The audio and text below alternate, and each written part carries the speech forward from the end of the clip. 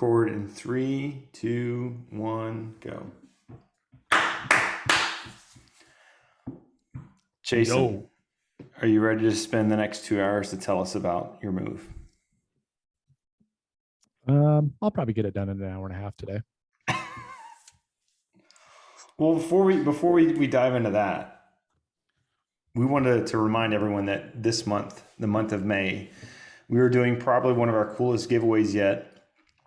Patrick and Michelle from Leather by Dragonfly have given up one of their Sedgleys, which is a $120 tool pouch, quick mounting tool pouch that you can have for your shop. And all you got to do is go to our giveaway tab on our website, www.greensuiterspodcast.com/giveaway. And you can enter to win yourself a Sedgley. It's available to all 50 states on May 31st. Where is it? Wait. January, February, March, April. Yeah, May 31st. That's when we're taking 31 the last. in May, baby. Yeah. I just counted my knuckles. We're good. That's when the giveaway ends. So if you want to get a chance to win yourself a Sedgley, make sure you go to the website and enter it in. It's free. Yeah. But if you do win, you owe us $400. So that's right. Because we got to pay for shipping and all that other stuff. Yeah, so. It's still free. But our time of dealing with getting it to you is worth $400. Yeah, that's our rate. Yeah, that's fair. It is. Yeah. Fair and equitable. Yeah. Sedge, what have you been up to this week? You were on the road last week. You weren't even on the last podcast. I missed one, man. But I think we should try to figure out, and I think I'm going to try to figure out how I can even do it from the hotel room, the podcast. But the upload speeds are horrible, aren't they? It's pretty. It's like usually hit or miss unless you're like in a really predominant business hotel. Yeah. So maybe we'll figure it out. I don't know. But I was down in Austin, Texas, and we did the Rubio Monocoat Festool Builders Challenge. And that's where I met Jason a few years ago. That's right. And we built 2 incredible pieces of furniture. And boy, the content coming out of there was awesome. We had Derek and Chris from Festool with me, plus our sales rep, and it went so much smoother. There was no bottlenecks on the tools. Rubio, the entire crew is basically there. Alan, Johannes, of course, Jess, and all the gang, Keith, Manny, calling them out in case they're listening. Told them about the green suiters when I was down there. But man, we had a great group of people. I met, oh my God, have you guys ever met Scott Couch from Get Off the Couch? Oh yeah, he was there? Yeah, he was there, and he was wicked cool. We talked about the Celtics. And yeah, he's a good dude. You know, Jason, when you were there, did we go to the Oasis up on Lake Travis, catch the sunset? Yeah, the second night. It was the best sunset I'd seen. It was great. The beers were flowing. Pint House Pizza, man. Oh my God, they got a beer called Electric Jellyfish IPA. It was wicked. But the auction is about to start on the 2 pieces. We're going to promote it on Festool USA, also Rubio Monocoat, and the proceeds are going to go to Lucas Jablonski family, Faith, and the kids. He's having another rough patch with a little boy, I think it is, in the hospital. So all the donations are going to go to them, which is really cool. He is super thankful. But we had Mr. Coffee there with Peter and Mike. Dan Dunlap. Wicked group. Who are they? Yeah, AWP, baby. It was fun. It was a cast of characters. He was on our podcast. Mr. Curtis was there. Eric, and which I listened to, by the way. That was a really good episode. It was a good episode. Really insightful. I really liked his take on design and stuff like that. Yeah, really good. But got back and just got right back at it. Busy as heck at work. We get the sales meeting next week, so I'm getting everything ready for that. Cut up a boatload of plywood pats today, and that's what I've been up to. You know, when you get back Friday night at 11 o'clock and you're helping someone paint their garage the next morning. That was fun, actually. Yeah, it didn't take no time at all. No, sir. You had gotten most of it done anyhow. Boy, that sprayer worked out, huh? Oh yeah, things are fantastic. It's like, where have you been all of my life? But man, the thing is now that the pandemic is kind of winding down a little or in a lull, I'm out on the road quite a bit. And I'll tell you, I had forgotten how tough that can be away from home. It was really great to get back. Sunday, I was just like out of it. I mean, completely out of it, but rebounded pretty good yesterday, today. So lots of work being done in my shop and also at Festool shop. So that's what I've been up to. But man, I'll tell you what, getting back and hanging out with the Rubio guys and getting back in the swing of things, building, it was fun. How's your boy? We did a Festool shop talk. And there's a hidden gem down there in Texas, and it's called Austin School of Furniture. And Philip, his name is Austin, who's the owner, but also there's another owner that I think we all know. His name's Philip Morley. And his apprentice, Amanda Russell, Sawdust Woman, was actually in our class, and she saved the day several times because she is an incredible designer and an incredible builder. And boy, I actually wanted to go to Austin School of Furniture. Quick funny story. We show up. I go, Chris, find a coffee shop, close by. We're a little bit early.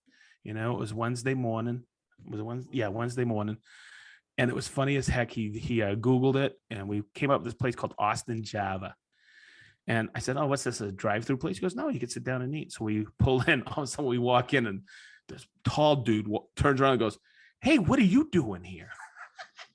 I went, what? I go, do I know you? He goes, no, but I watch your videos. It was really weird. His name was Adam. And I just that rarely happens, but it was kind of cool. And I go, he goes, yeah, I know, that's Big D. And that's Chris. And I was like, holy crap. And what was neat is he's a trim carpenter, and he runs a couple crews in Austin. Oh, so cool. He goes, awesome. Why are you here? I go, we're doing a Festool shop talk over at Austin School of Furniture. He goes, oh my God, Austin's my neighbor. Oh, wow. It is such a small world. It was pretty cool.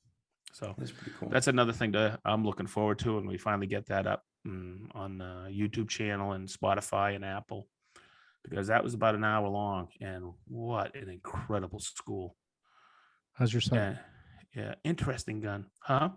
How's your son? Oh, he's doing good. Spirits are up. He's like I said, he's a fitness fanatic, so he's rebounding good in that aspect.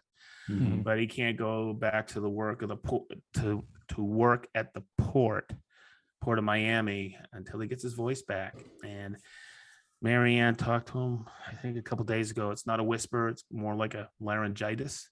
Yeah. And I'm hoping it comes back. I would think that's a pretty good sign that it's something now. Yeah, we're praying, man. It's just, but it's his spirits. He's nothing gets Frankie down, and he'll rebound. He's just a go-getter, and I love him to tears. So just making sure my grandson Gray's good, and Amy, my daughter-in-law, who I love to tears. She's a wonderful young lady. So they're making it through this rough patch pretty good. They got a lot of support behind them, which is really good. Marianne doesn't fly, and she has to fly. It's with me. She got on that plane immediately and flew down. Wow. I was like, I can imagine. I'm married to the world's coolest chick.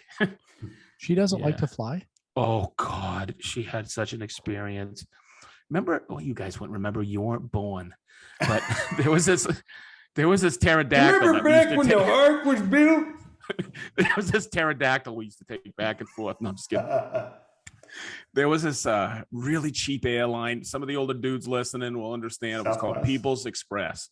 Whoa. Never heard of that. And it was totally dirt legitimate. cheap. And she was flying from Jersey. She's a Jersey girl down to Florida. And they hit some turbulence, and it had this severe drop. She blacked out. Damn. She tells us, you gotta hear her tell a story. She had the guy's hair in front of her, under her nails. I guess she grabbed the front of that, the back of that headrest, and I guess the guy's hair was there. She was, you know what she remembered next? She remembered she was walking around the airport in Fort Lauderdale. Whoa. and she didn't get on a plane for 25 years after that. I think it was like, no, Ooh. not that long. But when my father passed, she got on the plane to go up to my dad's funeral with me. Man. Yeah, she's a hell of a gal, and she's been flying fairly good, or fairly well, I should say. She better, man. We're in Ireland in October, baby. I was gonna say, you guys got that Yeah. that long flight. International flights are usually pretty nice But, and comfortable. I think we're gonna fly down in August. I put my PTO in for it, and we're gonna go down. My daughter is getting her PhD, her doctorate in biomedical informatics. I think I mentioned that before. Jennifer, I'm proud of you already. So, and I'm finding out, man, my grandson's graduating from RN school, I think in December. Wow. So it's a big year, man. It's going to be a great year. So prayers for Frankie and everybody who's reached out. Thank you so much. I really appreciate it. Wow. I think that's the longest I've ever talked. I know. Thanks for tuning in, everybody. Certainly not the longest you've ever talked. Man, I feel like Jason Bent. Not by a long shot. Talking about drywall. I'm going to blow you out of the water. I'm just kidding. Who's next? I'll go. Crickets. I was waiting for Sedge to serve it up. Like, well, that's what I've been up to. Ben, what have you been up to? Ben, thanks what have a lot, you been up Sedge. to? Oh, thanks, Sedge. Wedding planning, motorcycle trip planning. I've had a few stool orders that have come in that I've been kind of knocking those out. Yeah, just getting ready for graduation next weekend, and then my motorcycle trip the next day. So just been trying to gear up and prep for all that. And that's pretty much it. Not a whole lot of time in the shop, just because I've been running back and forth from my place to Richmond to do wedding stuff, to coordinate this, coordinate that. So just a lot of traveling this month. And plus I'm not trying to do too much. I want to decompress from school. Yeah. I think there's a little bit of angst from that last semester. And so I'm just I'm not trying to accomplish anything. I'm not trying to do anything, just enjoy my time off. And then once I come back from the trip, I'll start getting back at it. Have you gotten fitted for your dress yet? Oh yeah. Yeah. I should get the good one-liners bra. It is beautiful, Jason. Oh I bet. How long is the tail? That's why I know he's trying to lose all that weight so he fits in his wedding dress. Oh, wait, let me see. Let me pull that up. I'm pretty sure I've lost 21 pounds. It's slowed down. Wow. Man, I think you dropped 20 pounds that first week, dude. Oh, I dropped a lot that first week. Yeah, 21.4 pounds in 3 weeks. Wow, that's good. Yeah. So that's going well. Can't complain. Jason, hang on. Let me go get a blanket and a pillow so I can lay down while you. Yeah. Buckle in, everybody. Here we go. Yeah. Jason, what have you been up to? Well, it's funny you ask, Ben. When did we record the last one? Thursday, right? Yeah. Okay, so let's start with Friday. No, I'm just kidding. Let's start Thursday night after the podcast. No, so the Cliff Notes version is drywall's done, painting is done, lights are done, everything is pretty much done. And it was a very, very productive weekend. I bought one of the Graco X5 paint sprayers after doing some research and talking to a bunch of people, and bought the upgraded contractor gun. So all in, I think was about $530. Wow. For the sprayer and the extra gun. So we got two guns. Oh, and I got a 20-inch extension. That's a big extension. It is. Yeah. No, I'm going to leave that one alone. That's called serving you up. Yeah. It was my first time using it, and it was fantastic. And I'm very glad that I bought it. I did not have a single issue spraying. Takes a little bit of time to get used to, but I was able to get all of the primer on. I used way too much paint with the primer especially, but in like a couple hours, like painted the entire shop primer, couple hours. Like that's getting the gun ready and cleaning up. Oh wow. Ceiling and the walls. Did you have to throw down any Visqueen or anything like that because there's no overspray, right? Oh, there's overspray. Even though it's airless? Yeah, there's still overspray because it depends on the settings that you have of the gun, right? So I had way too much paint pushing through it. And then also you'll have like the dust and stuff that falls off. So like when I got down to the bottom, there was a little bit of overspray that like hit the little ledge. But that was just sloppy technique, really.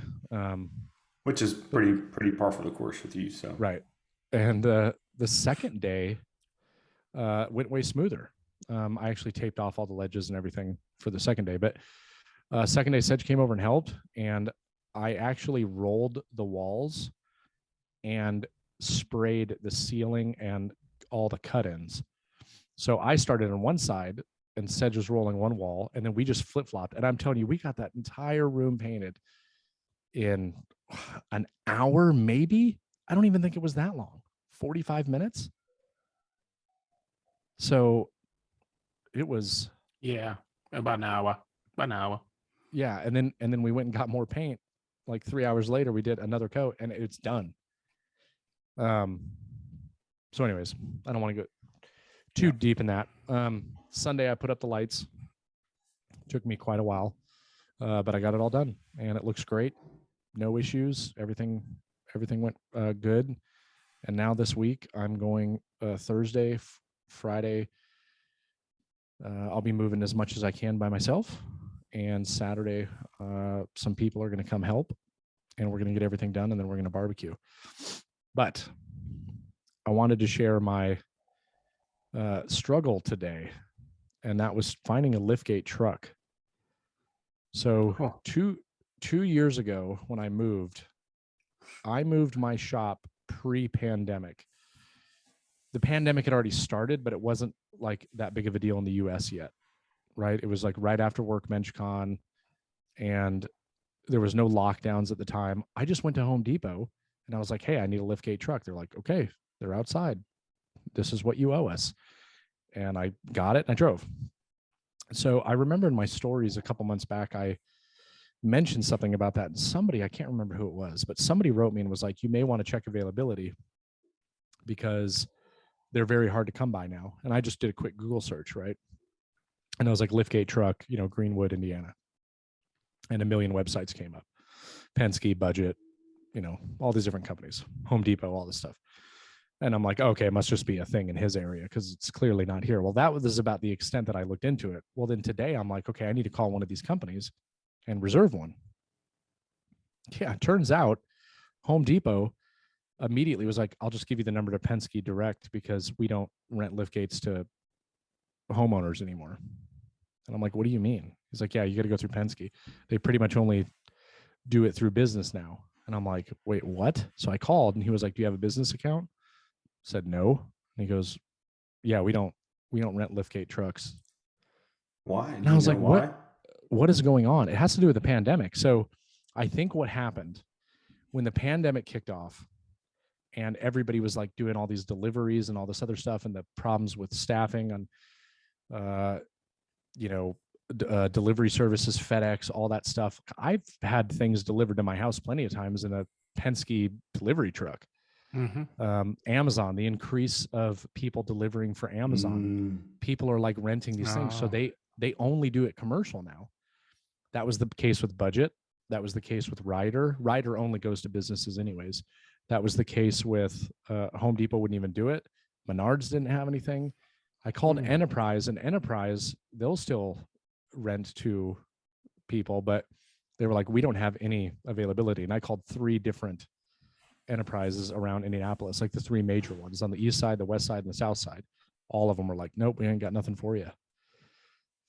So luckily I got a hold of Penske, and he was like, well, do you have a business? And I was like, actually, yes, I do. Mm-hmm. And he said, well, what's your business address? I said, well, it's my house. And he goes, well, technically we're only supposed to do it for like brick and mortar businesses. But I think I can cheat the system and we can take care of you. We have availability of a 16-footer if you need it. And I was like, oh my God, yes. And so then a couple hours went by, I didn't receive an email. So then I was starting to stress. And finally he sent me an email. You got everything situated. I'm already good to go. He's going to have the truck in Greenwood for me. Because it's cool. a 16-footer. I told him, instead of just getting it on Saturday, can I get it on Friday as well? Because I was very worried, because with the liftgate truck and moving big tools that you're not taking apart, it's not like moving it in a moving truck where you're just stacking things on top of each other. You have to worry about, weight distribution, tying it in, put everything above the axle. Yeah. You're not going to stack anything on top. So yeah, I was like, give it to me on Friday as well. So my plan is tomorrow after work, I'm going to go to the shop and load up all of my lumber and everything like that into the back of the van, get all of that ready to go, all of my drawers. And then I'm going to start just taking everything off the wall, disassembling the dust collection, all of that stuff. I'm going to be there late tomorrow night. And then I'll go Thursday morning and have a load ready to go. And I'll drop Lou off at daycare, jump in the van, bring all that stuff back, download it, take it back, load it again with more stuff, bring it back up, take it back down, and then go get Leo. And then Friday, I'm going to pick up the truck and do one load. So I'm going to take like my router table, drill press, all this. I want people to show up Saturday and it'd be like, here's the things that we need to get loaded. Let's go. Yeah. And it's not much. You know what I mean? Do you guys have is the house all is everything taken out of the house? Oh, everything's been out of the house. Yeah. Oh yeah. Yeah. So it's just the shop. That's it. It's just the shop. Hey, are we gonna on Saturday get those Husky cabinets too? Mm-hmm. Yep. Because we got to take those down in the basement, right? Yeah, those and the two bottom units. I'm going to take the doors off. There's not going to be any drawers or shelves in them. It'll be easy. So you and Rick can get those. Yeah, Jason, if you had Ryobi DeWalt, you wouldn't have this issue. Yeah, because you could throw them away and get new. Exactly.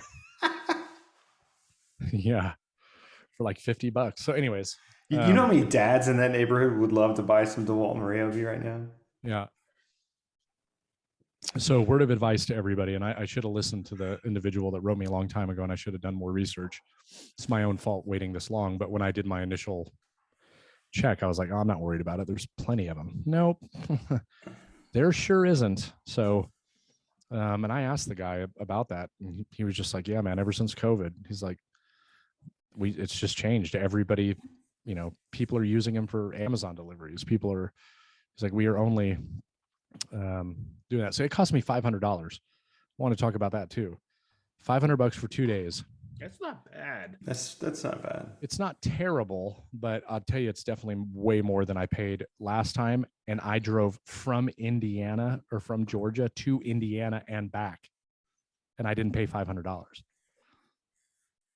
So, yeah, wow, it was because back then when I did it with Home Depot, it was basically I think it was like unlimited mileage or something ridiculous. It's 39 cents per mile plus the rental fee. Ooh.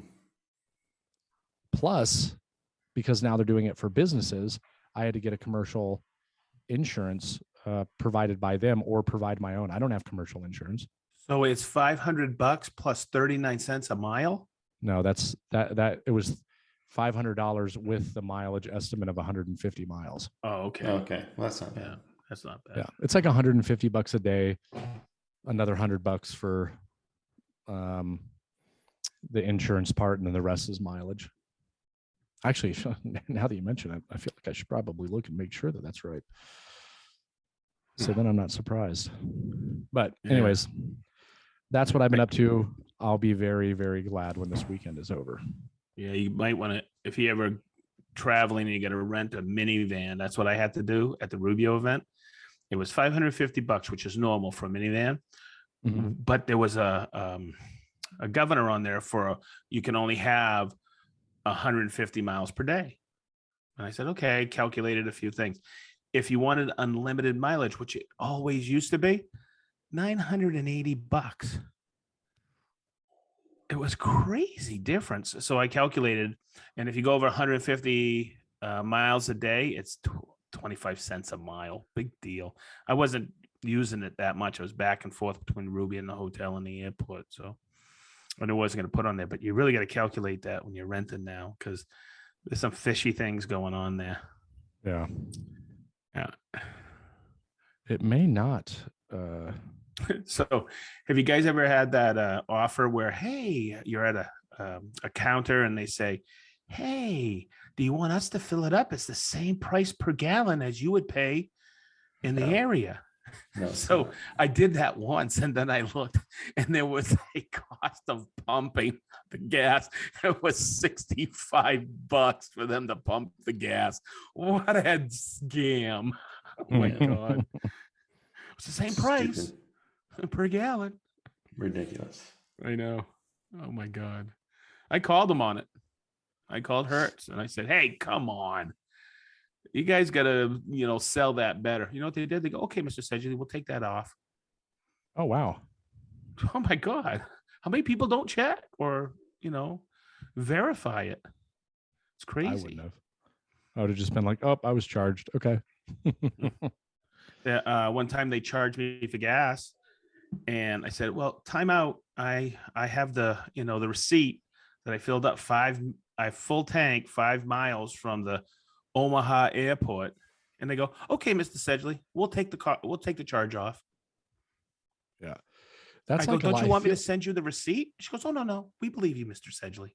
I feel like a lot of companies do that, because I've caught that a few times with different things where when you actually look at the itemized bill afterwards, instead of just being like, okay, I got charged.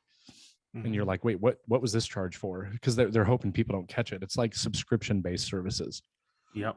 Like, oh, sign up for 24 months, and the first 12 months is $10, and then after that it goes up to 70. They just hope that people don't remember. I know. And most people don't. No, they don't. They do not. Anyway, see, Ben, that wasn't too long. We're not even at. No, you did really good, buddy. I'm proud of you. We're not even at 30 minutes. I mean, I can keep going. Hey, how'd the drywall go up? Is it soundproof? Yeah. How does it sound? I have no idea. There's nothing in there. Just go in there and start yelling. Yeah. So here's what I will tell you is that as the day went on and they were doing the drywall work, it got quieter and quieter and quieter. It's not going to be blocked. I was in there the other day, like drilling into the wall and stuff like that. That noise just travels throughout the house because you're drilling into the studs and it vibrates and all that other stuff. Airborne noise, though, it seems like it cut down on it quite a bit. I just haven't done any tests. Like, you go out there right now, it's just echoey completely, because there's nothing in there, right? Yeah, it just reverberates off everything. Yeah. So I will do a test. It's just, I mean, dude, I actually feel bad because I had this grand scheme of how I was going to go about doing this, whole series. And I'm at the point now, I haven't even filmed the first video to say I'm moving and this is what I'm going to do. And then it's like, what do I do now? Just move everything in here and then have a jumbled mess and then be like, guess what, everybody, I moved. Like, that's probably what I'm going to do. And then I'm just going to share stuff on then. And then I don't know. I'm over it. I need stuff to be in there though when I do the test, right? Like, so yeah, I don't want to stage it. I don't have time to stage it from now until Saturday. You hook up Mr. Cool yet? No, I actually need to send that stuff to the HOA for approval tomorrow, which I'm not worried about. They'll approve it, but I can do that anytime. That's pretty straightforward. Yeah, there'll really be nothing in the way that would prohibit me from doing that. My goal was to help. If you need some help, I can hold the ladder. Yeah, hold the ladder and get me more beer, like when I installed yours. Yes, that worked well. It went perfectly. Caught a lot of crap on that drill you were using, weren't we? Yeah. It was my Pro Tool, PDC. Everybody thought it was a rigid. Not using a fist tool. Oh, it is, but it was originally orange and gray and black. I feel like the biggest difference maker in my garage, honestly, is going to be replacing the door. Is it? Is it a composite door or is it a metal door? It's a metal door, but it's got a Foam center. Kitty cat door. it likely has a foam center, but Yeah. it has a cat door cut into it. So I could, like, if I was sitting so here, Leo can come in. yeah, so Leo can go in and out. I could sit here right now and I'm looking at my dining room wall that has double layer 5/8 inch drywall plus the 5/8 on the inside of the house. And if there was noise happening in there, it would be hardly noticeable. So airborne noise, it's going to do a good job blocking it. But uh-oh. I hear him. Hey, Leo. We can't hear us. Yeah. Hi, Leo. Bria and Ben. Oh, is that Spider-Man? Spidey. Spider-Man and Venom. Venom. Oh, Those he's are here. so cool. Leo, say goodnight, everybody. Good night, everybody. Good night, Leo. There's hairs on it. Okay. We'll take care of it later, okay? He left Spider-Man and Venom for me. I know. It's So thoughtful. He was whipping at me at this weekend. Boy, those reds were good. Those red sausage. Oh my God. Guess how many Nicole bought today? How many? 30. Oh, did you get the same bread? I can't no. eat bread this weekend. Oh man. I'll just have some reds. We're getting a different bread that we got the other day and it was amazing. But yeah, she got 30 of those sausages. Oh, guess who's going to be helping on Saturday? Ed? Besides Ed. Rick. Besides Rick. Brian Jason Bent. Marty Gable. Marty's coming up from Yeah, Cincinnati. so he wrote me a message and said that he was going to be up here helping another friend do something. And he said he might have some time. Oh, he's wicked cool. So that's cool. I think there's like 4 or 5 people plus Ed, Rick, me, you. I'm telling you, depending on how much I get out of there on Thursday and Friday, which will be a lot, it is going to go really quick. It's good. So good. Anyway, enough of all that. Sorry. I told you I could drag it out a little bit longer, man. Yeah, You did. You did good though. I'm proud of you. Yeah, an extra 6 minutes. That was pretty good. Yeah. Yeah. But I'm not counting. Yeah. Oh, Hey. hold on. What? One other thing. I wanted to say thank you, Sedge, to Marianne. what? Please pass on my thanks to your lovely wife. Okay. Because she cost me $6,000. Yeah, that's right. Yeah. They went furniture shopping. She put an idea in your head? She put an idea in Nicole's head. And we've been looking for another couch. We want to get a sectional couch. And Nicole found all these beautiful couches and they're all like $10,000. I'm like, we're not doing a $10,000 couch. Especially with a young kid and another one on the way. Right. It'll get ruined. And so, and granted, we're taking into consideration, we're obviously selling our house next week and we're going to make some money off of it. And so we had a little money put aside to do this specific thing. So Sedge and I painted. Nicole and Marianne went to a couple stores. We go out to eat dinner. Marianne's like, oh, just check out this furniture place, Kittles. It's right down the street. Yeah, we go there. Of course, they had a perfect couch. And it was 20% off. Mm-hmm. It was great. So we ordered it on the spot. And that's getting delivered tomorrow. So say thank you to Marianne. So just a note, when we go to Ale Emporium again up here in Castleton, there is a Kittles that I used to go after eating wingies. And Marianne would make sure I had a couple extra IPAs in me. And we used this Kittles. She drugged you up. This Kittles, you can get lost in, Jace and Ben. It is humongous. And boy, I don't go in there anymore. if Marianne wants something, we go in. But this Kittles is unreal. They're great I service. saw that one before. Yeah. Yeah, unbelievable service. Even after the sale, the delivery is effortless. They're great people. Yeah. And now Kittles sponsors the Green Suitors podcast. Thanks, Kittles. Thanks, Kittles. I wish they sponsored it. Maybe I wouldn't have to pay $6,000 for a couch. Yeah. That's where our sectional down in the basement's from. Yeah. Cool. Yeah, nice stuff. Anyway, Yeah. sorry. People like what we talk about, Ben. I received a really, really nice message from Mike Leiden Oh, He's a that's cool good. dude, man. because I broke it down and I got personal on the podcast. That's Nice. good. Which episode was it? It was the one after Eric. But he appreciated that. Okay. People really like our podcast. I know. I've been getting that a lot. Is that people really enjoy it? I don't know Yeah. why, because clearly they're just here for me. But Yeah, I mean, clearly it's because YouTube Silver's on here. I need to hang that right here. If this is going to be my spot, I add I should no make a necklace value with it. except a lousy internet. that's right. What was that? You broke up your. I'm just kidding. Oh my god. Hey, that was a fun beers with the boys, wasn't it? It was, man. It's always fun. God, how many people did we have on there? A lot.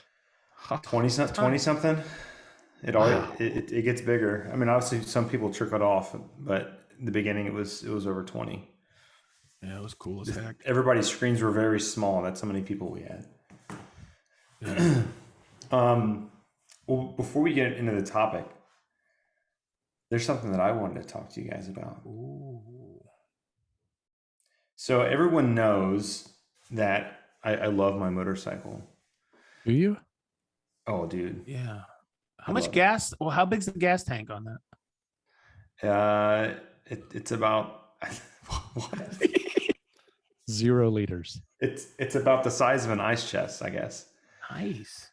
I think I want to get another one.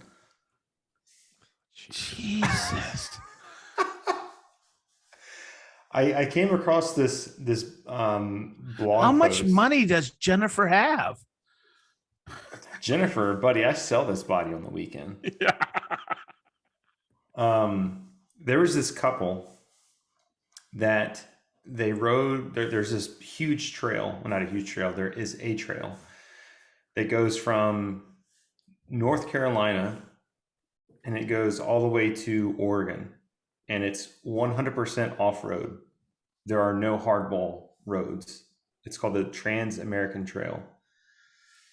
And they rode it. They spent 2 months riding this trail, and he did it completely on an electric motorcycle. She did it on like a gas-powered enduro bike, but that was like, and she's an excellent blog writer, and so she documented it really well, and she told the story really well. And because like for the last couple of months, before I got my Livewire, which is purely a street bike, I had a dual sport bike, so I could do on and off road. And the last couple of months, I'd be riding in the mountains or something like that, and I would see a gravel trail, and I'd be like, "Oh, I want to go on it." Like, damn, I can't. Like my bike's too low. I've got street tires on. And so reading their article, and I like pretty much consumed their entire story or whatever. I was like, man, now I want to get another one. So I've been head on and How much are those? researching. How much do those cost?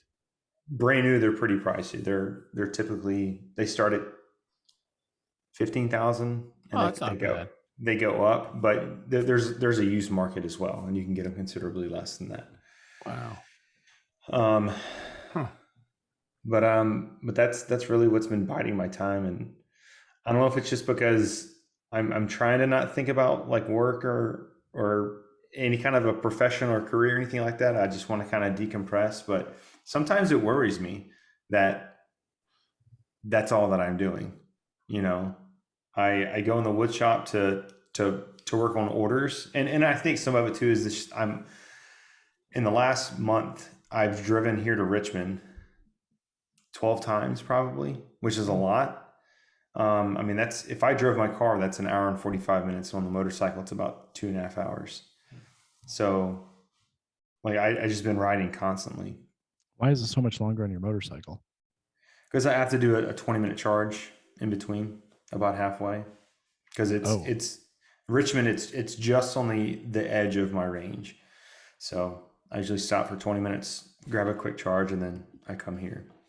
But like sometimes, or actually most of the time, I don't even take the interstate. I'll take the Blue Ridge Parkway. I'll ride on some back roads, just because riding on the interstate on a motorcycle, it's generally pretty boring. You just go in a straight line. But being in Virginia, there's mountains, there's hills everywhere. There's all kinds of twists and curves and interesting roads. And every time I ride, I try to take a different road just to see what's out there. And I allow myself to kind of get lost. And I don't know, man, I just love it. Like, I love making things, but nothing makes me feel the same way that a motorcycle does. I'm sure Jen would be happy to hear that. You know what I mean? As far as like, Oh, I know what you mean. And so does she. pastimes go. Good way to start your marriage. But that's what I've been really focused on the last few weeks. But why buy another one? Yeah. Because it'd be an off-road only. Like I would build it and modify it purely to do off-road trails. So there are these big trails that they're all across America. They're called backcountry discovery routes. And so they're a mix. They're not all off-road, but for the most part, they're just gravel roads, farm roads, roads that aren't really maintained by the counties and parishes and stuff like that. And so there's a mid-Atlantic backcountry route, which runs from the very southern portion of Virginia, Damascus, Virginia, and it runs all the way up through Pennsylvania to the Pennsylvania-New York border.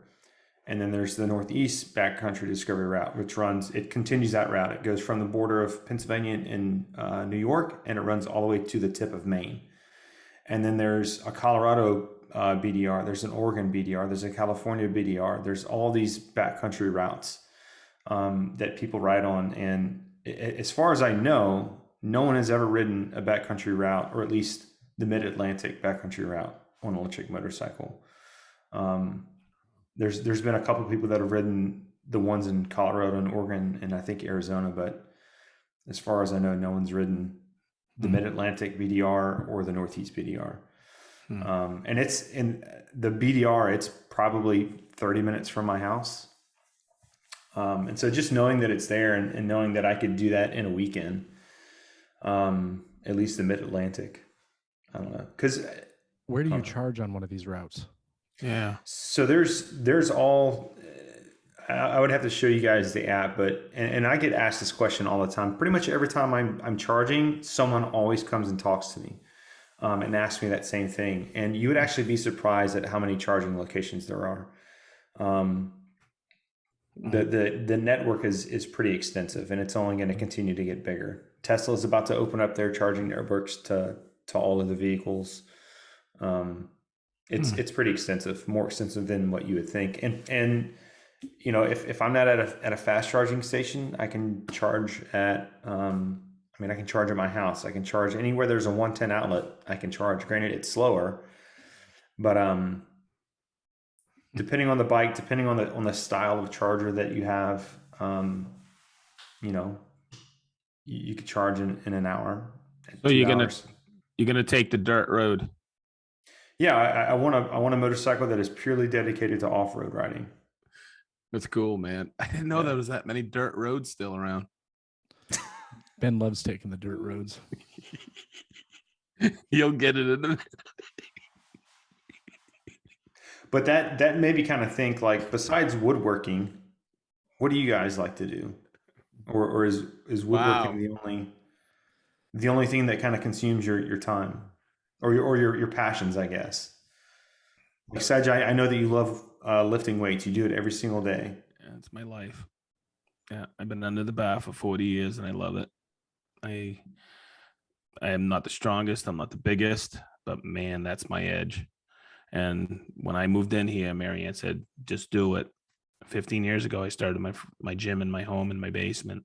And you guys know I have a decent sized room for it. And I keep adding to it. And if something I'm using, I don't use all the time. And I said, time to move on. I'll put it on eBay or Facebook Marketplace and buy something. And every year we get a bonus, and it's usually about this time. And I'm going to get a sled, a Torque M1 Fitness. That's For outside. for outside. But a typical sled, you stack weights on it. It's really loud, especially if you're dragging it down the street. This is it's got a static. It's got wheels. It's basically a three-wheeler.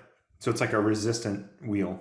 Yeah, resistant wheel. And it's fantastic. They got them, four-wheelers that are 1,500, 2,100. I'm going to get one for about $850 and check it out. And what's really cool about it, it's fairly light.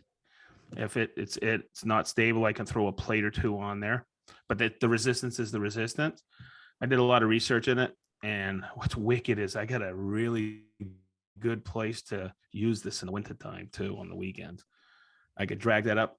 We got miles of warehouse up there in Lebanon. I could drag that on the weekends and get a good workout.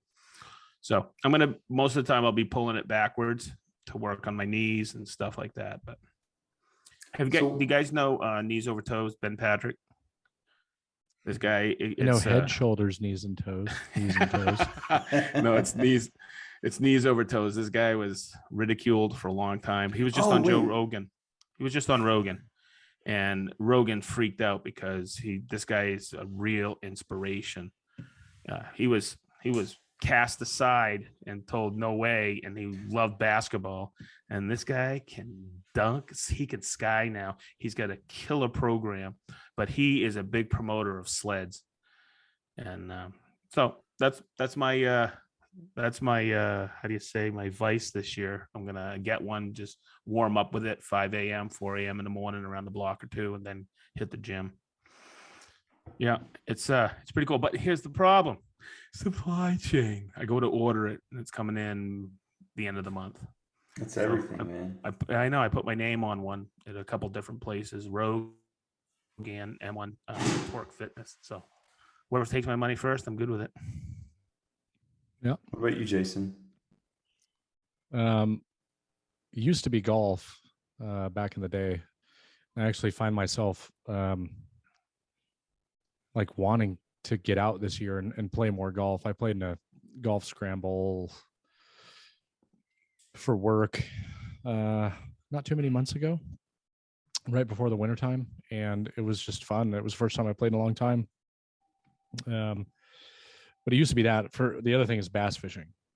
Mm-hmm. Before woodworking, I was just as into bass fishing as I am woodworking now. So if that's any indication of like my level of obsession with it, like I wanted to retire from the Army and be a professional bass fisherman. And I miss that more than anything. How come? To me, there was nothing more enjoyable than like being at the boat ramp right before the sun comes up, getting my boat in the water and, fishing in a tournament, or just, like the water's totally calm. There's nobody out there. And I'm flying across the lake at 60 miles an hour, to go to my favorite fishing spot.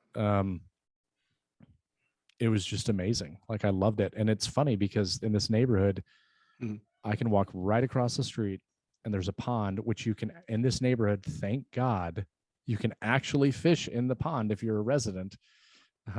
Most other communities that have HOAs, for some reason, the ponds are just for looks. Yeah.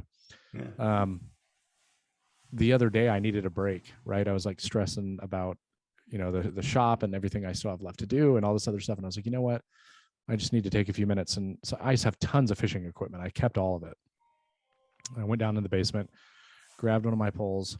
I've taken Leo over there multiple times now, caught little bluegill with him, and he loves it for a few minutes. But I went over there by myself and I just walked around this pond and I caught like 7 decent sized bass, throwing a spinnerbait. And it was like, I hate fishing from the bank after owning boats, but it just made me miss it more and more. But now I'm thankful because at least I can go over there and it's like, that's my chance to decompress. Yeah. And and that's exactly how I feel with riding a motorcycle. And I don't know. I'm still trying to figure out everything that I want to do. I'm working up some stuff with my sister, some social media stuff with her, and kind of waiting for to see what that turns into as far as like managing social media for other businesses and stuff. And I love doing that. And if I were able to kind of continue doing that, that means that I could just ride my motorcycle to somewhere that has an internet connection and do work, you know. And to me, that is like the perfect job, where if I could just ride my motorcycle and work remote, like that is, I would be in heaven if I could do that. I know what you mean about the Man, motorcycle too bad stuff. because we posted we posted a social media person at Festool, but they got to live in Indiana. Yeah. Yeah, that came about. We've had that up on the website for about a month. A social media manager. A lot of people have reached out and said, "Hey, longer man, than that. can I work? Can I work remote? Can I work remote?" And I go, "Nah, the HQ wants you to live in Indianapolis and be in the office." So Yeah. But I don't know. Not that it was almost like a guilt thing that I felt like because I was just doing so much like motorcycle research and I was just diving into it. I want to say almost kind of obsessive about it for the last 2 weeks. And I don't know if it's just because I was excited about it or I don't know what, but I don't know, just something that was kind of on my mind recently, you know. I'd love to get another motorcycle. Yeah. God, I would love it. I would absolutely love it because that has also been one of my vices is motorcycles. And Nicole and I have talked about it multiple times about getting another one, especially now that I'm driving over an hour. But then Nicole was like, "Well, can you take Leo to daycare on your motorcycle?" And I'm like, "Oh no, come on, buddy, have fun. Throw him in a backpack. Probably love it. Little tiny helmet, but." No, man, I used to just go ride for hours just because I get off work and I would just go ride, you know, an hour one direction, turn around, go an hour back. Yeah. Love it. I do. It's really great. But I don't know, something I was thinking about. Would you, I guess, what is stopping you from getting back into fishing that heavily, Jason? Or like, do you feel yourself being called or pulled towards doing that, or do you think that's kind of gone now, or it's like past? No, absolutely not. I had actually planned on a retirement gift to myself as I was going to buy another boat. Mm-hmm. But you know, now with the new house and you know, luckily going into retirement, my only debt is going to be the house, which is nice. But part of it is, you know, where am I going to put it? Part of it is the availability of lakes here is totally different than when I was in Georgia. You know, in Georgia, I could drive 20 or 30 minutes in 6 directions and be at 6 lakes. Here. Yeah. It's not quite the same, and you can't fish year round. And then also like the storage is kind of a big thing because now, granted, you're not supposed to have boats out in your driveway in this neighborhood, but there's at least 4 Mm-hmm. that I've seen. There's a guy like 5 houses down. He has a boat in his driveway all the time. So this community does have an HOA, but it's very clear that it's an HOA that doesn't really enforce things. Which is good and bad. But I would freaking love it. I'm telling you, and I will get another one at some point because of Leo. Yeah. And Max, you know, when they get older, I'm going to want to take them fishing. I want to. Like, I remember growing up going fishing with my dad. So I want them to be able to do that. So I will eventually get another boat. It's just not going to be a retirement gift to myself, I don't think. Yeah. I still have the picture of my first fish with my grandfather in northern Maine. There's nothing better. Mm-hmm. Nothing better, man. He was a Maine guide, master carpenter. Yep. I didn't know they had cameras back in the 1800s, Sedge. They did. It was a. That's when they had on the slate plates, right? They had to like shove it in the top of the camera and. Yeah. They had Yeah. the Change the gunpowder. bulb and out every time for the Yeah. flash. No, it was the See, it gunpowder was- flash. Like Everything in the was pan. sepia. Everything was sepia tone. I had to, Yeah. guy Yeah, with the, sepia tone. he put the thing on. Yeah. Yeah, I had my overalls on and a pitchfork. Oh sure. Camera looked like an accordion. Overalls and a pitchfork. Oh sure. Yeah. Barefoot Yeah. straw hat. Oh Yeah. sure. We use rocks for weights and shit. Yeah, sure. Yeah. Made our own hooks. Let's Made go our throw own some hooks out boulders of around, nails. guys. Yeah. Interesting. Well, It's Sedge. funny. I never thought about discussing our other hobbies. Yeah, it's just been so heavily on my mind, and again, I don't know if it's because I am just kind of like letting myself kind of go for this, for the month that I was off between being done with the semester and this motorcycle trip. I don't know. I think you're just boredom brings on a whole nother level of money expenditures. No, I'm certainly not bored. I mean, I'm riding my motorcycle every day, and it's like, because I love it so much, it's like, man, I want to do more of this. Because you're taking a mini summer vacation. You deserve it. You just kicked some Yeah. serious butt in college. I mean, like I said, it's I mean, he went to clown college. Yeah, whatever. Marketing, clown, same stuff. I don't know. I'm kind of throwing myself into this decompression time, and so we'll see if it calms down. It sounds like you're feeling guilty. You're not doing anything but motorcycling. It is like, I guess the guilt comes from, like, I feel like I should be doing something, like, because every person's asked, and it's a very natural question, like, well, what are you going to do after you graduate? Yep. And I'm like, well, I'm still kind of trying to figure that out. I'm like, I have a podcast. I, write occasionally. I do YouTube, but like, I don't feel like I've been serious about any of it as far as like, okay, this is a career now, or this is where I'm going to really apply myself. And so I think that's where the guilt kind of comes in.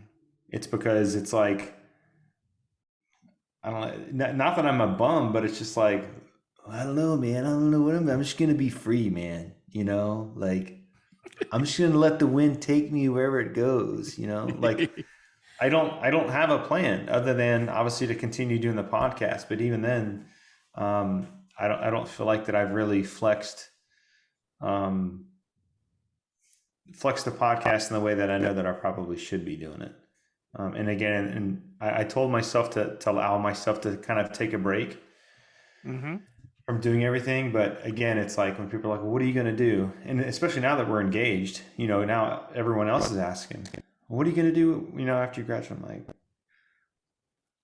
I'm going to do something on my own. I don't know what that is yet. And so I guess that's where it kind of causes this feeling inside of me of like, that I have to do something, which I do. I do need to get serious about something. I can't just, ride my motorcycles every day and just make a social media post, I don't know. Yeah, I got a ton of stuff going on at my day job, and I told the boys, chill out. We're gonna take a 2-week break from creating content. We're just gonna chill out, and it was like a breath of relief for them. I go, guys, this is supposed to be fun. Let's not stress it, because this Sunday I'm the one who kind of said, hey. And you know what? I just don't feel the vibe today. Yeah. I was not having a good day. So I said, you know what? That'll show up on whatever I'm doing or teaching Big D. And I didn't want to do that. I don't want to be grumpy in a video, So. And I think too that I tell everybody, take a deep breath. Yeah. Chill out. It's all going to come around.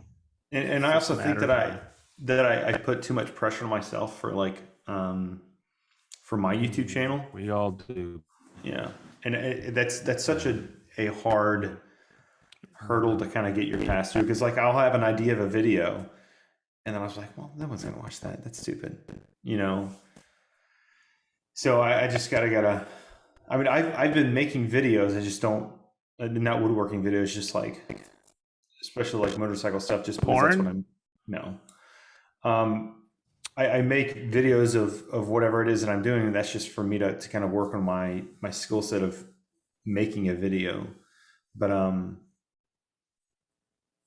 don't know. Sometimes I think not that I analyze it too much, but again, that it's like, well, this is a dumb idea. I'm not going to. So the answer, everybody, is do less work and buy another motorcycle.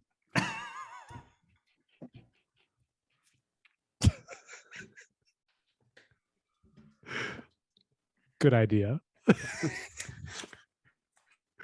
Or a 3D printer. You're not helpful. Hey, let me ask you this, Ben. Yeah. Serious question. Yeah. Can you not just get rid of the one that you have and buy a dual purpose one? No, because I absolutely love this motorcycle that I have. I absolutely love it. It's, yeah. I would not want to get rid of it for anything. Yeah, I kind of want to buy one. Could you keep this one and get an electric skateboard for off-road? I already had an electric skateboard. Oh, he absolutely already has one. If it's tech No, related, I used to has have it. one. I used to have one. I don't have it anymore. Oh, I thought you still have. Man, Zayd next door, he's I think 9. He was on a hoverboard last night. My God, is this kid good? He was doing all these like spins and up and down the driveway, and I'm just like, oh my God. Marianne and I were watching. She goes, "You gonna try it?" And I went, "Hell no." That's got emergency room written all over it. So my buddy Matt, he has one of those. What is it? The single wheel ones. One wheeler. One wheeler. Yeah. Mm-hmm. He's one of those guys that like anything that's like cool and tech. He has one, right? So he comes to visit. He teaches ROTC at University of Vermont, and he came to visit when he was. Things haul ass, man. Those things are fast. Yeah, he gets on it and jumps on it like no problem. Well, we had been drinking fairly heavily that night, so we hadn't seen each other in a couple of years. And of course, he like goes out to his car, and he was like, "Yeah, I got one. You want to ride it?" I'm like, "I don't know, man." And so I'm like in the grass. He's like, "No, just go in the grass. It'll be fine." So I'm like in the grass, like pretty buzzed, and I tried to just stand up on the thing because you like lean it, and then as soon as you level it out, it'll go back and forth. Dude, I almost died just trying to stand on this thing. And then he gets on it drunk and just zooms down the road. Wow. Turns around, comes back. I'm like, there's no way. I'm not coordinated for stuff like that. I don't have the balance, especially when I've been drinking. Don't drink in one wheel, everybody. It's not a good combination. Sound advice. For sure. Are we even going to hit the topic tonight? I mean, we're already over an hour in. No, I don't think that we will. Okay. We can save it, I guess. Okay. I think that my issue is, and we're in a good conversation, so we should keep this going. I don't even know how you can really describe it. And Jason, I think that you may have been at this point before, but it's like I feel the pressure to not be successful. I mean, I need to do something that will earn a living. I can't just live off of disability for the rest of my life, even though I'm really grateful that I have it. But it's like, you see other channels that they come out with a video or a series of videos, and it does incredibly well. It's almost like back-to-back success, and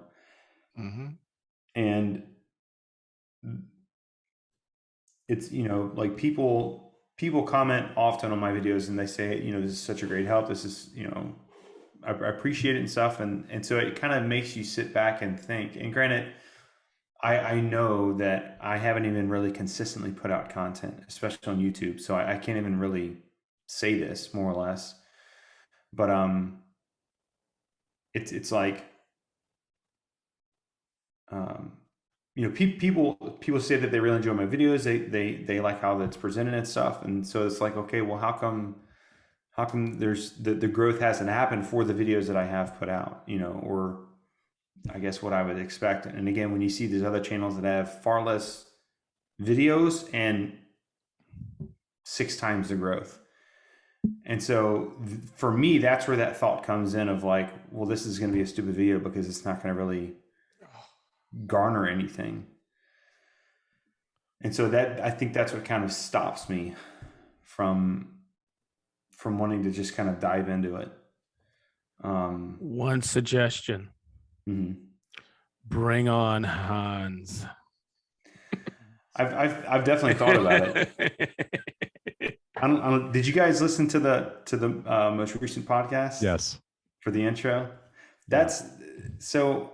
I want to use the podcast as a guinea pig for that because I think Jason and I had told you this a couple months ago, where instead of me having sponsored content, I would just like inject my own stupid fake commercials into my videos. Do it. But it's just coming up with things that are You're funny, and I want to make sure that it's sustainable for me, not just No. because I don't want to turn into just a Hans machine, where I meet someone and they're like, "Hey, do the Hans thing." Like, I don't really want to be known for that, And I guess you Panzerbrats, baby. Make a fortune on Panzerbrats. start my own sausage company. But I don't know. So I want to kind of go off of what you were talking about. I'd say that's probably one of the most difficult, frustrating things for me. But at the same time, I love to get the positive feedback, and it's great. But when I do see channels of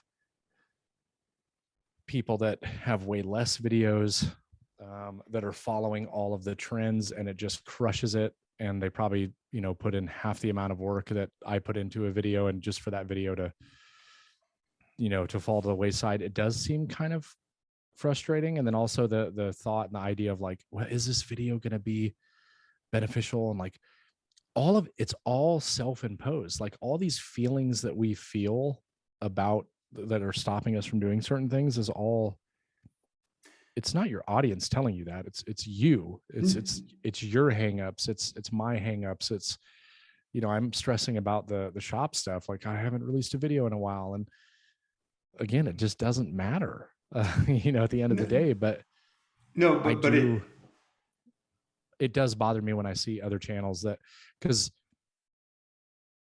there are people out there that are super successful because they know they're doing what the trends are, and they're doing what they know is going to work based off of data and research, and that's where I'm getting at. It's like, okay, they have some type of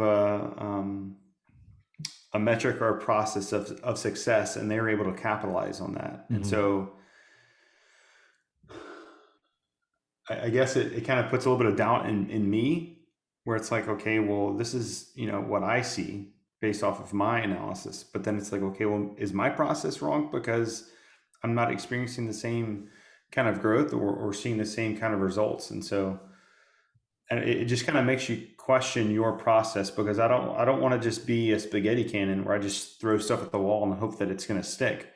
I do want it to be, based upon like some kind of research, like based on an actual need, an actual pain point. I don't know. I guess that's people are jonesing for woodworking information. Period. Just I mean, for me, I am our guys. My guys are machines. Sometimes we do 3 videos a week. Mm-hmm. We do a Tormac tip on Tuesday. We do a Sunday morning release, and now a Thursday night release. And here I wanted to mention something about that. That's a lot, Sedge. And I get it that they're doing it, but you guys could really ease up on your schedules a lot and be doing one a week. Yeah, we're thinking of it. We switched from releasing on Sunday night. I took your advice and released Sunday morning, and that was really successful. So, but we experiment with a lot of different things, and I think we get a good formula. I'm teaching Big D, and people are really appreciative of it. I took a lot away from John Cesara, and I always did this, but he goes, the real barometer is your engagement, the comments that you're getting, and then you're getting great comments. In any business I've ever owned, I'm a workaholic, and I've always said this: nothing beats hard work. Yeah. Nothing. Hard work pays off. It's perseverance, and when people are ready to give up, the successful continue, even though they're getting kicked in the teeth. Yeah. So it's perseverance, but you learn from, Doing, the certain yeah. formulas that you're figuring out. But don't get paralysis from analysis. Ben, people want to hear from you. Period. Mhm. You're a great teacher. Well, Okay. here's what you have to And ask you yourself. throw Hans in there, dude, I'm all in. Yeah. Here's what you have to ask yourself is, are you doing YouTube because you want to grow, or are you doing YouTube because you want to help? That's what I'm doing.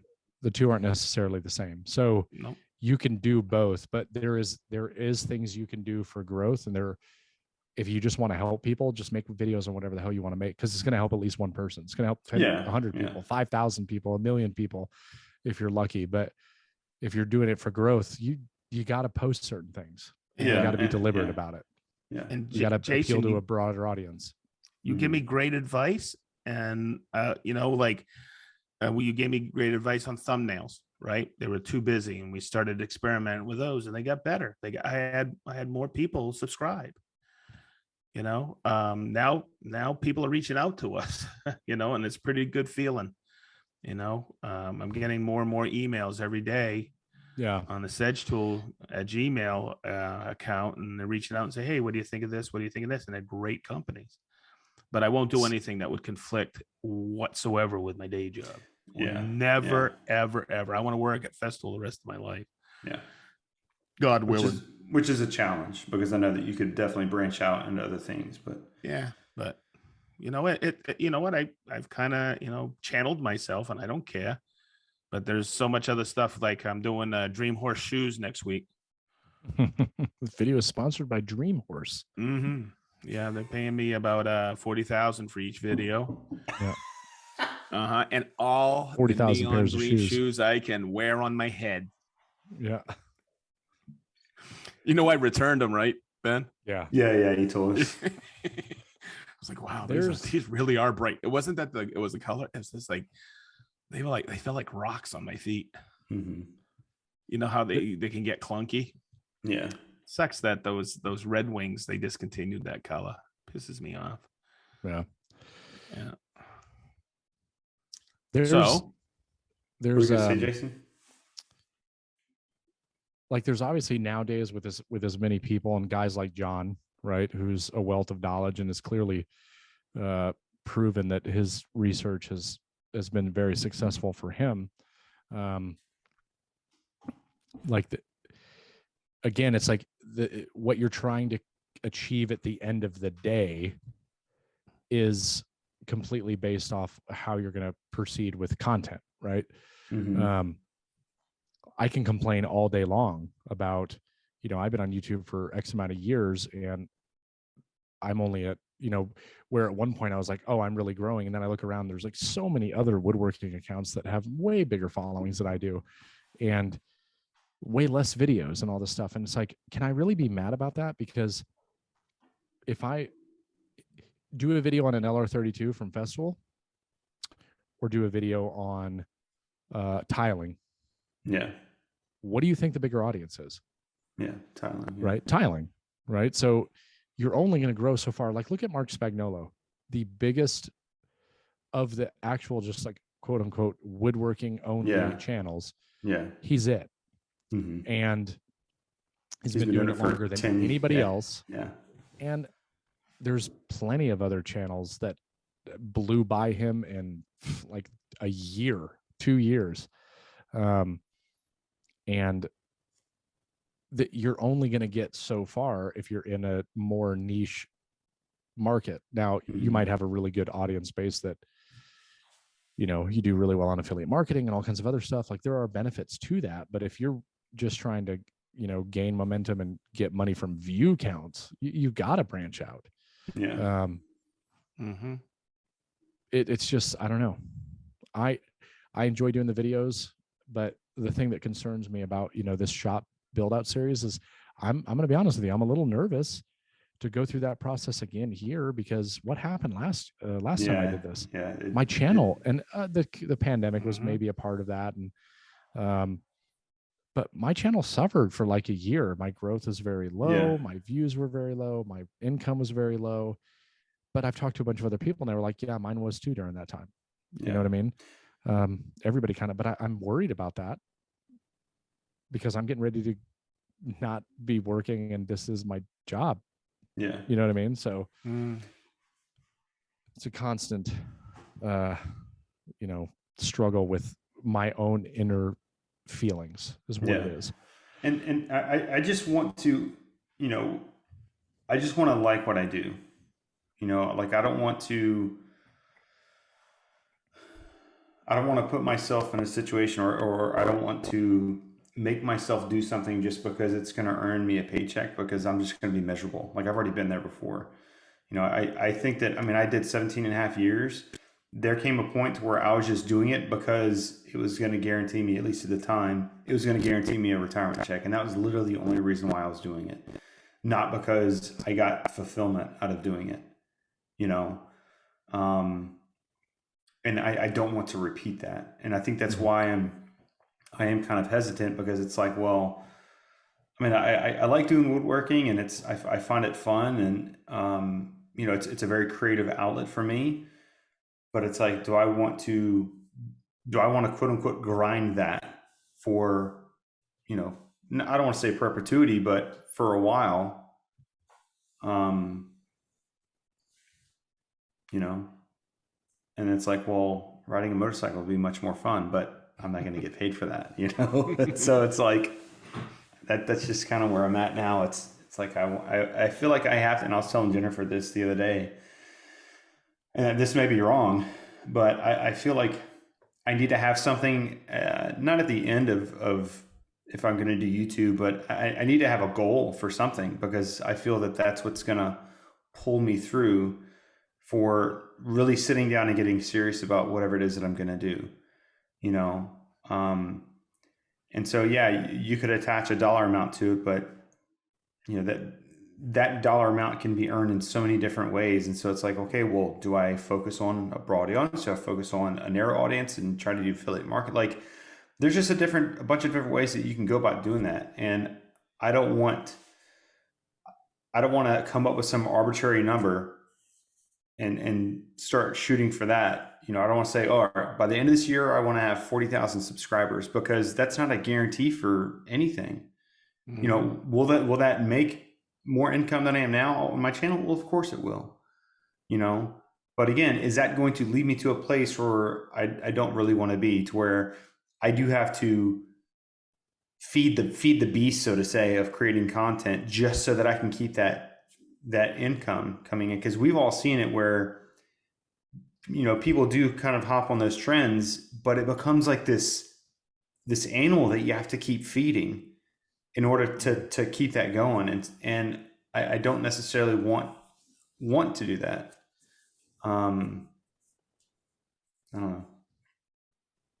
I do know that I just need to start making content and things will kind of, I don't want to say reveal themselves because that's pretty hokey sounding, but I do need to start making content regularly and kind of push myself to do it. Maybe instead of just saying I'm going to hit 40,000 subs by the end of the year, I say I'm going to make a video every week until the end of the year. Mm-hmm. And then I'm going to take a step back and not like stop, but just kind of look and say, okay, this is how that has kind of changed my landscape and where do I want to go from here? I think that's a better way of looking at it because that arbitrary 40,000 subscriber means absolutely nothing. It doesn't, it really doesn't. And we've had this conversation so many times of like, would you rather have 100,000 people that don't buy anything that you have, or would you rather have 1,000 people that do it? So it really does, the audience really does matter. And again, and that's why I'm always, or that's why I'm so cautious about it, because I don't want to just throw this arbitrary number at the wall, whether that's subs or income or whatever, because those things can always change. And it's not necessarily indicative of what success really is. So yeah, I need something to pull me to the end, not just, I don't want to just look at myself and say, okay, start grinding because I'm going to be miserable, again, maybe it is that, maybe it is me saying, okay, let's make a video every week until the end of the year and see how we feel after that. Like, what's the direction that it feels like it's a natural way to go? Do I need to stop, not do that? Do I just need to do social media management? Like, what is it that I need to do? So I wouldn't even set a goal of a video a week. I would say like, I want to do 2 videos a month, for the next X amount of time and see what that led to. Cause I don't know. Well, yeah, I'm not saying it's one video a week. I'm not saying, Right. but I am That's saying just that an I need example. to, I need to start doing something that is kind of on a routine that again will kind of pull me through each month or each week or whatever, and just kind of see where that goes. And I think I haven't putting too much pressure on myself to have an answer for people when they say, "Well, what are you going to do when you graduate?" So. You bring Yeah, man. back so many memories. When I graduated from college, my Like parents what? go, "What are you gonna do?" I go, "I'm going down to Fort Lauderdale, baby. Drink some beers, hang out on the beach." And that's what Yeah. it was. I was a doorman the night I got down there. I was a doorman at Penrose on the beach. Yeah. 6 months later, after spring break, I was a general manager at the Elbow Room. Yeah. And I have to remind myself too that, so I officially got out of the Army January 5th, 2020. I started school January 6th, 2020. So I literally have not, I mean, I've had summers off and stuff like that, but I really haven't had a break where I didn't have something coming up, and that's why I'm so looking forward to this motorcycle trip, because I'm not going to think about anything. I'm just going to go, So, yeah.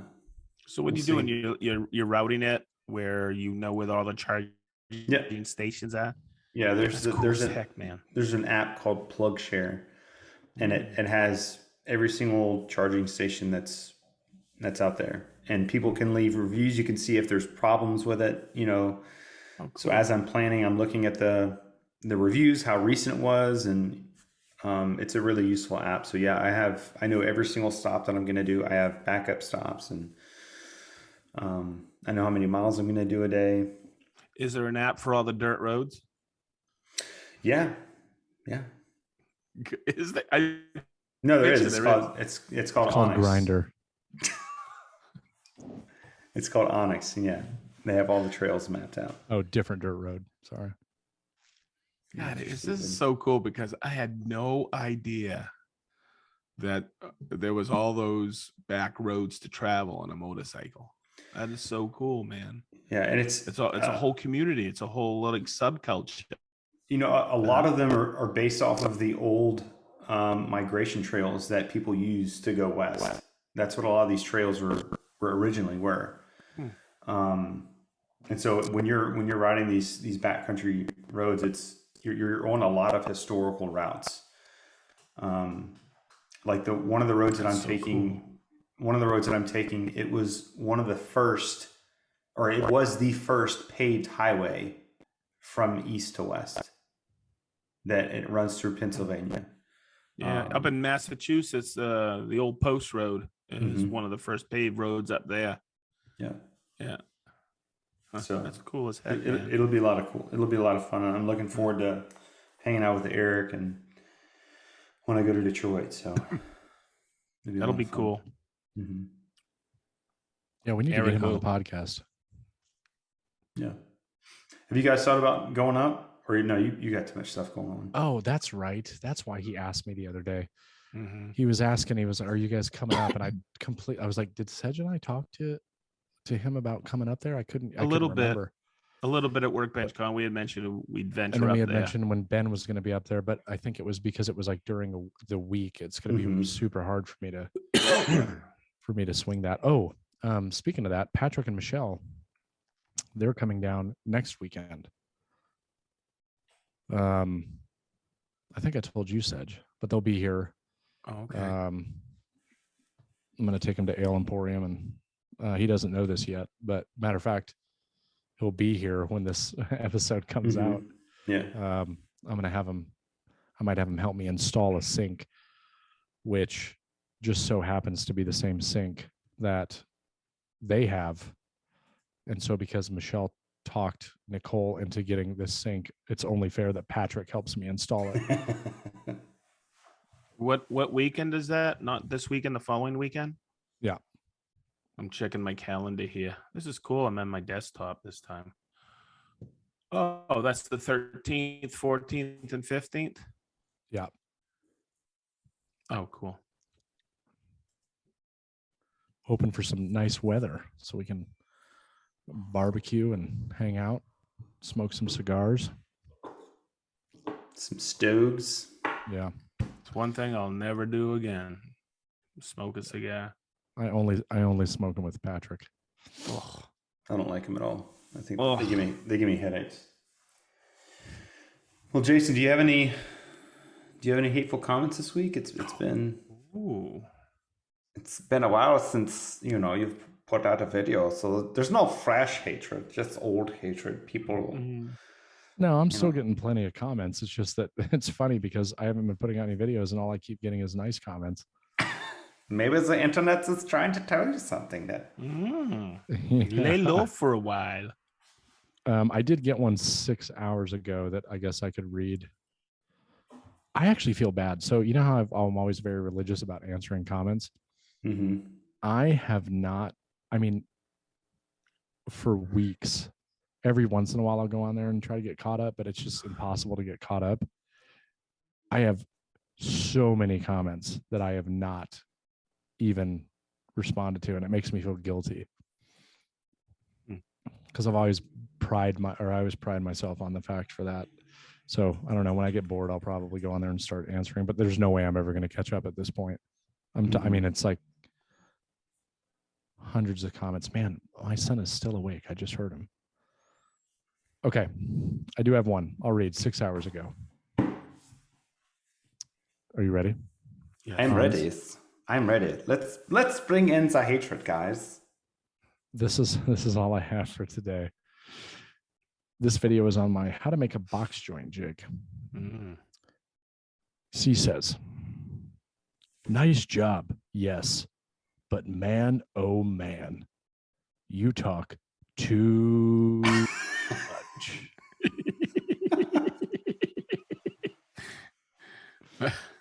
Thanks for watching. Yep. Thanks for your view.